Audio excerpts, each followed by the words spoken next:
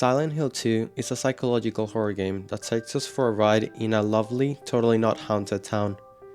A fictional rural town located in Northeast America, this town serves as the setting of most of the Silent Hill titles, and due to its origins involving sacred land, rituals, and its own history of pain and suffering, the town now serves as a destination for those with darkness in their soul to be tormented for their sins. The town seems to call people into it, such as our protagonist, James Sunderland, a 29-year-old city clerk. He's called into town by a letter, one written by his now deceased wife, asking him to find her in their special place. This seems impossible as James states his wife has been dead for over 3 years now. The situation, as impossible as it might seem, fuels us still graving James with hope, that of being able to see his loved one more time. And so, he sets course for Silent Hill, on the lookout for his dead wife. With the main road to the town closed, James is forced to proceed on foot, and following up a dirty road, he finds the first person in the town since he arrived. A woman with short black hair, dressed with a sweater, looking almost in a trance, is the first face that James encounters. This is Angela Orozco. After having a short conversation, James continues with his search, as it seems that Angela is also in the town for the same reason, looking for someone, as she explains that she was looking for her mama. As James approaches the town, he encounters the first of many threats he'll be facing, a thing known as a lion figure. The creature's arms seem to be fused to its body with molten rotting flesh, and it completely lacked eyes, a nose, and a mouth, and anything that could possibly identify it as a person. This represents James' agony and suffering derived from his wife's terminally ill diagnosis and continuous abuse that he received during this time. This would be the first of many, but keeping in mind his goal is finding his wife, he pushes through. Using anything in his surroundings to fight the monster, in this case a wooden plank, served as the tool for the job. Entering the Woodside Apartments, James progresses in his mission. He manages to find a flashlight and a gun to better protect himself. He encounters a child called Laura, who kicks a key that James needed to progress, taunting him as a child would. Despite all the horrors around this town, she seems to be unaffected. In the apartment we also find a new creature, a mannequin, composed of 2 pairs of legs attached by the torso, lacking both hands and feet. As a mannequin would, they stay frozen in position until they detect James, often hiding in shadows. This creature represents James' sexual frustration, unable to be intimate with his wife during her decease. In here, we also find a terrifying creature. First just ominously looking at James from across some metal bars, it had the shape of a large man, and appeared to have a huge triangular head that was molded with dark brown and deep crimson hues. Rust clung to the corroded metal, as if it had seen many countless years of wear and damage.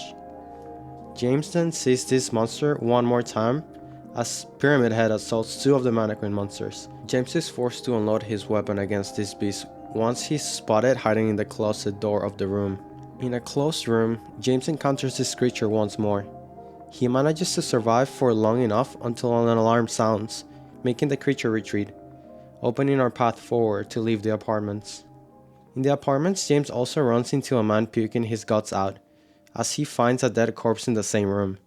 Eddie, an overweight 23-year-old gas station employee, assured James that he found the body in the room, and he claims that he had no involvement in this gruesome scene.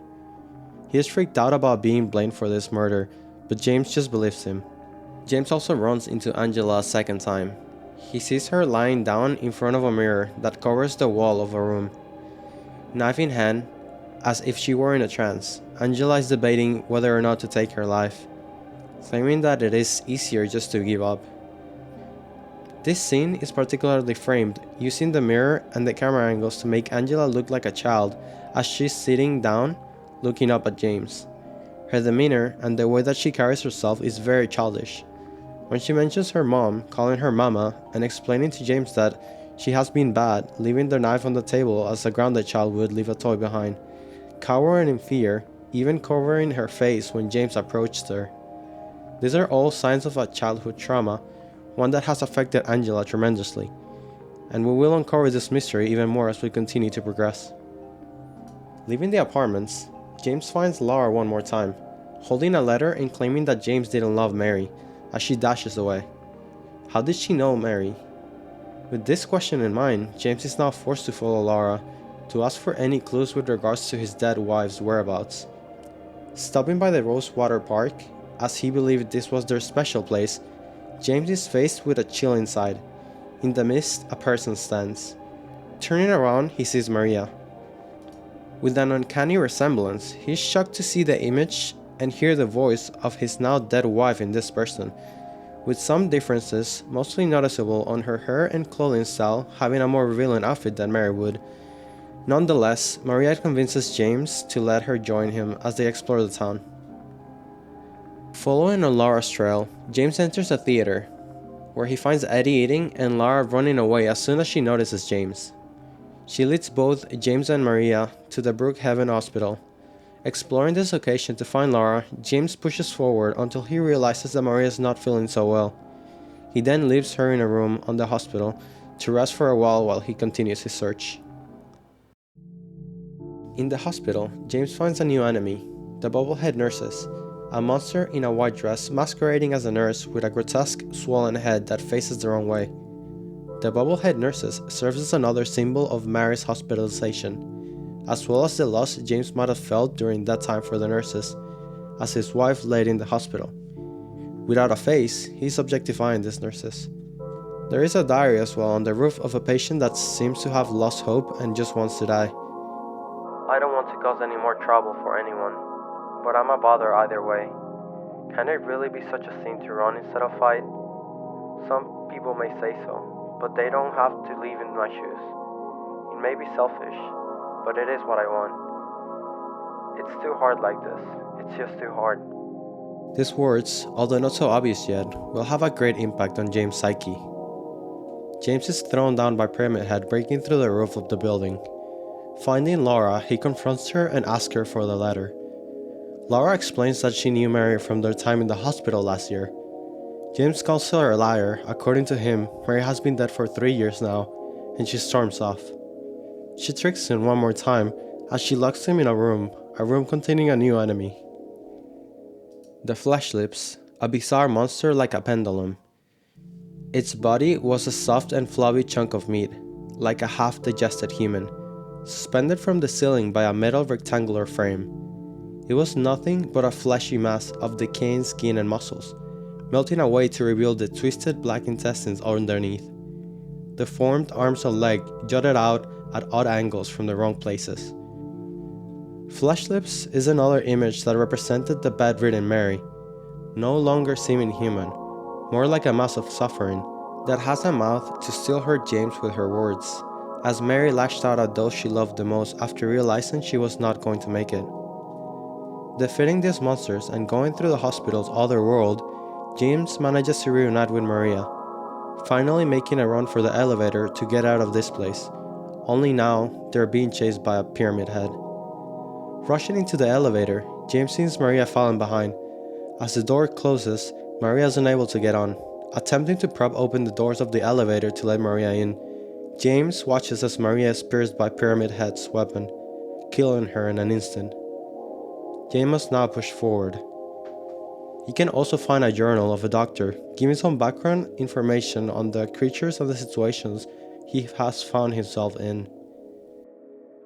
The potential for this illness exists in all people, and under the right circumstances, any man or woman would be driven like him to the other side. The other side, perhaps, might not be the best way to phrase it. After all, there is no wall between here and there. It lies on the border, where reality and unreality intersect. It is a place both close and distant. Some say it isn't even an illness. I cannot agree with them. I'm a doctor, not a philosopher or even a psychiatrist. But sometimes I have to ask myself the question. It is true that to us his imaginings are nothing but the inventions of a busy mind, but to him, there simply is no other reality.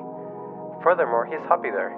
So why, I ask myself, why in the name of healing him must we drag him painfully into the world of our own reality? He sees Laura leaving the hospital. James continues to follow her to ask her about Mary's whereabouts. On his pursuit through the town, James finds himself in a dark tunnel. The floor, consisting of a metal mesh, is being used by some monsters to travel from underneath his feet. The creatures were dangling from the floor by their thick sucking pads like forearms, and they chased James with surprisingly quick and skillful movement, reaching out with their tentacles to attack. These monsters are known as the Mandarins. They represent a desire to escape that James felt, now incarnated in these creatures. As James felt trapped by the situation he was in with his wife, Mandarins are trapped underneath the floor, unable to escape, always attempting to reach out to James with their tentacles. Leaving these monsters behind, James finds himself in Rosewater Park, where he encounters Angela one more time. Angela, looking gloomy, tells James that she doesn't believe her mama is here anymore, that she doesn't want to see her. After James asks about Lara, referring to her as a little girl, Angela changes her demeanor once more, looking like she had regressed in age. James approaches her, and she screams back to him not to touch her, and leaves James behind as she runs away. James continues to Silent Hill's Historical Society. Using the key found in Rosewater Park, he opened the door to what seems to be a regular museum of sorts.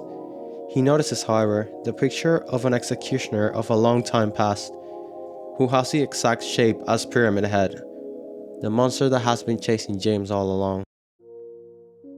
Proceeding to the back of the building, and after going down an impossibly long set of stairs, James now finds himself in the Toluca Prison, a place that does not look like a regular prison, more so an execution camp that had ties with the cult that ran this town in the shadows.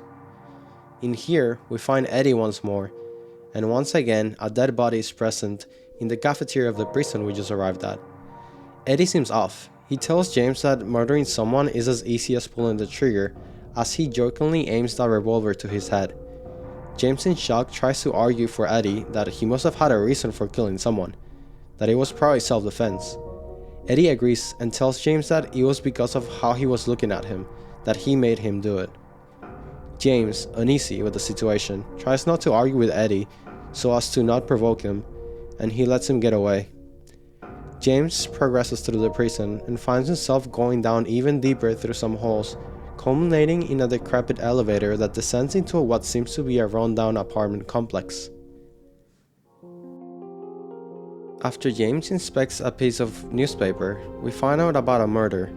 Thomas Orozco, found dead with multiple stab wounds. This was Angela's father, who along with her brother physically and sexually abused Angela, causing her a great deal of pain and anguish that would mark her childhood forever. A pain that turned into hate when she finally decided to kill them, ultimately condemning her to the current predicaments in the town of Silent Hill, where she's forced to relive this trauma in the shapes that this town presents to her as she's looking for her mother, either to find some company in her traumatic solitude or to finish the job she started with her father and brother. Angela, having tried multiple times to end her life, never managing to go through with it, is in a numb state where she has no wish to keep on living. Yet, she does not have the strength to end her own life. Abstract Daddy, a depiction of Angela's suffering, made up of two bodies underneath a skin sheet on a metal bed frame that represents the many times Angela was abused and sexually assaulted by her father and brother. As we continue forward, we run into this monster that is cornering Angela, and after defeating it, Angela, who's still full of rage against her abusers, kicks and dumps a TV set in its head. Angela still shows signs of her trauma, assuming that James only helped her to get with her, or even forced her against her will, just like her father and brother did. Due to her trauma, Angela is unable to trust another man, or to trust anyone at all really. She's in a constant state of pain, and she's all by herself in this hell. James assures Angela he only wanted to have Mary back, to which she accuses James of not wanting her anymore, that he was tired of her. Angering James, Angela seems to snap back to her delusion, looking for her mama. James progresses through a labyrinth that seems to not obey any law of reality. He also finds Maria alive once more, trapped in a room, asking James to get her out, and as James progresses, he manages to locate the entrance of this room.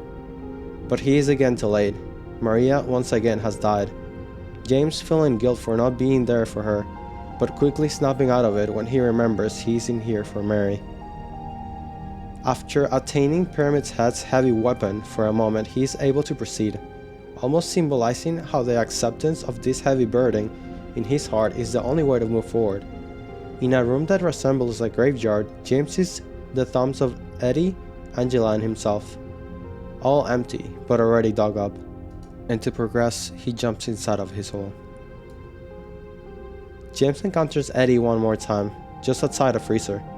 He accepts all the insults people have thrown at him throughout his life, and brushes them all off, stating that it doesn't matter what people say of you if they're all dead. The room full of body, Eddie finally decides to attack James. Eddie was constantly bullied for not being the brightest and for his physical appearance. As this abuse became too much to endure, he decided to shoot one of his bullies in the knee, and for good measure, he shot and killed the bully's dog. After this event, he leaves for Silent Hill. Although it is not clear what brought him here, it is clear what he was brought here. With this darkness in his heart, Eddie is constantly murdering representations of his bullies created by the town. Each time he loses his humanity even more, losing his sense of guilt altogether. In self-defense, James kills Eddie. In a pool full of blood, Eddie's body makes James' guilt grow deeper. Exiting this place, somehow ending just outside Toluca Lake, James gets on a boat to row for the Lakeview Hotel, where he is sure to find Mary. Finally inside the hotel, James runs into Laura, who gives James the letter that Mary wrote to her. In this letter, we see more clearly the relationship Mary and Laura had, almost like a daughter-mother relationship. In this letter as well, we see Mary wishing Laura a happy 8th birthday, to which James asks how old she was. As Laura tells James that she turned 8 last week, James realizes that it would be impossible for Mary to have died 3 years ago, believing she might be still alive in their special place after all. Laura tells James that she had another letter for him from Mary, but it looks like it got misplaced. As Laura runs off to find it, we continue exploring the hotel. Reaching room 312, where Mary and James had previously stayed, James plays a video that they recorded on their trip to Silent Hill. Seeing his wife happy once more in this recording, all the painful memories are brought back into James's head. As the scene overwrites the video he's watching with the scenes of James suffocating his ill wife with a pillow. He remembers now. James remembers his sins, and the reason why he came to Silent Hill. Laura interrupts and James confesses to the murder. Laura first in denial, then clearly reacts with anger towards James. She storms off once more and we enter to the other world. On the radio, James hears Mary's voice asking for him to find her once more. Going up some stairs engulfed in flames, we see Angela. She mistakes us with her mama, and on the wall we see 2 human figures, presumed to be her father and her brother, now stiff and covered in burning flesh. Angela shows her point of view, how her mother made her believe it was her fault she got assaulted, and she ridicules James, asking him if he would be the knight in shining armor to save her. With this, Angela references all the people that have told her that her trauma could be overcome, but they truly could not know the pain and suffering she was facing. How it's like touching an open wound. She just can't stomach that friendly but completely insincere attitude everyone has to her. Although we never see Angela after this, as she asks for her knife back, we can assume what she had planned to do after our last encounter. Her world is always engulfed in flames of her past suffering. As she puts it, for her is always like this. And I believe she refers to her life even before getting to Silent Hill, a trauma that has destroyed her will to live completely. As we face a wall with 9 red squares, we see Maria one more time, alive, but in this case, she seems to be strapped to some mechanical frames, upside down, almost in a cross shape. To each of her sides, a pyramid head that pierces her with a spear, killing her once again, and then fighting us.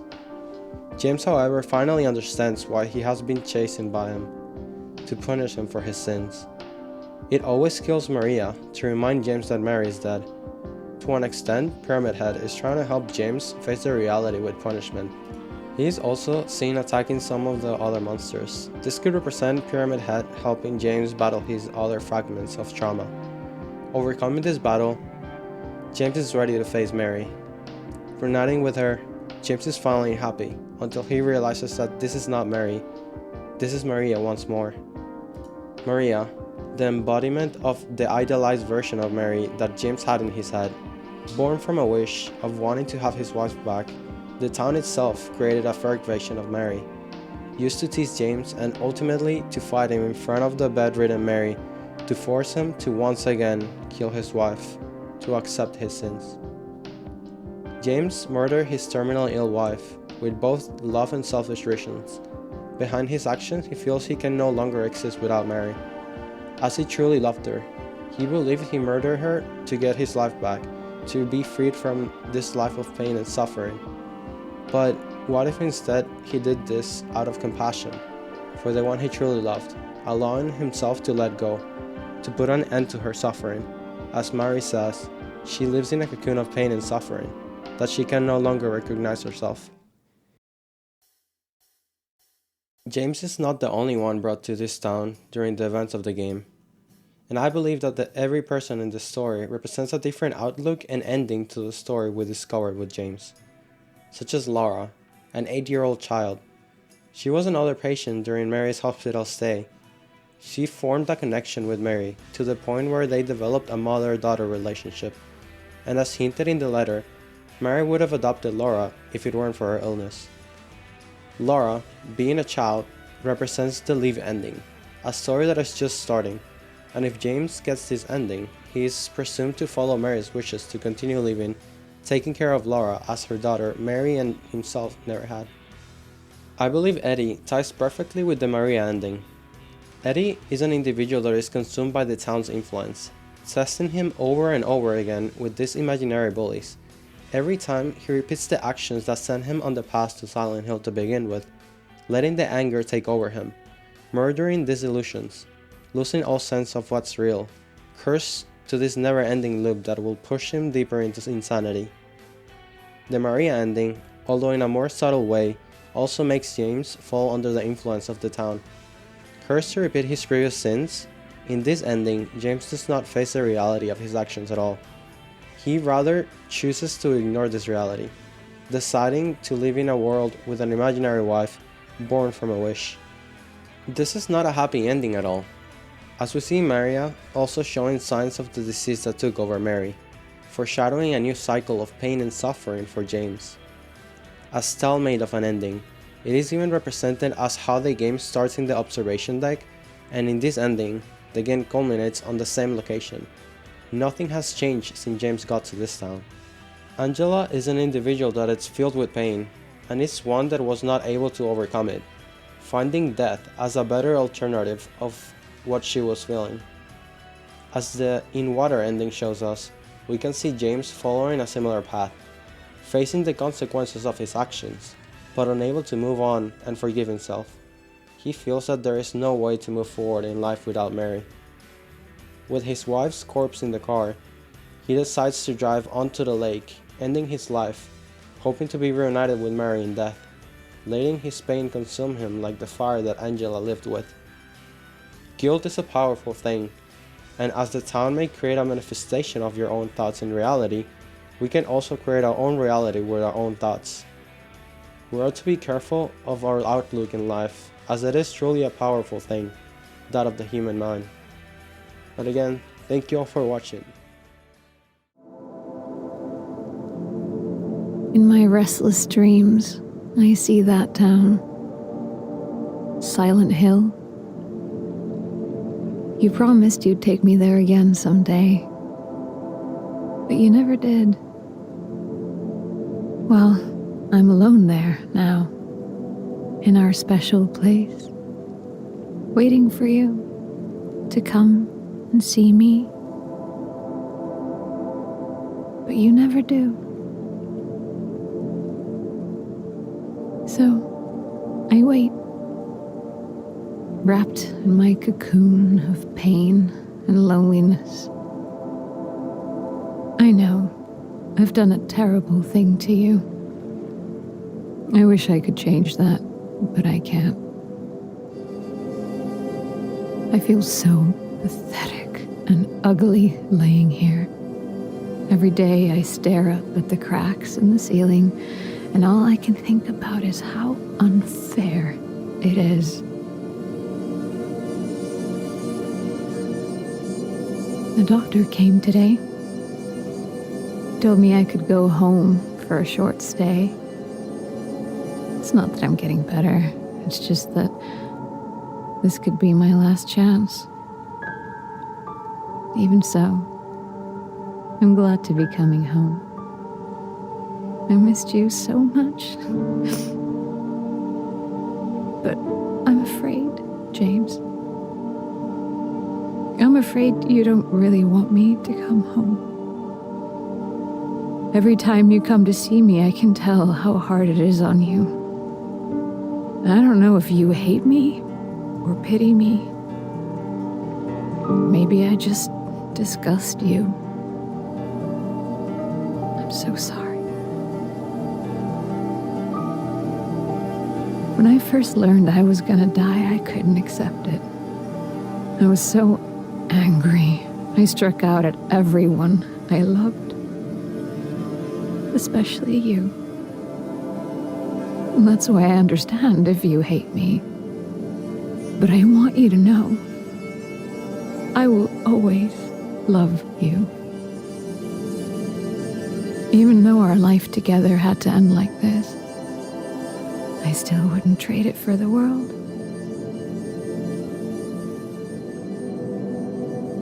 Well, this letter has gone on too long, so I'll say goodbye. I told the nurse to give this to you after I'm gone. Which means that as you're reading this, I'm already dead.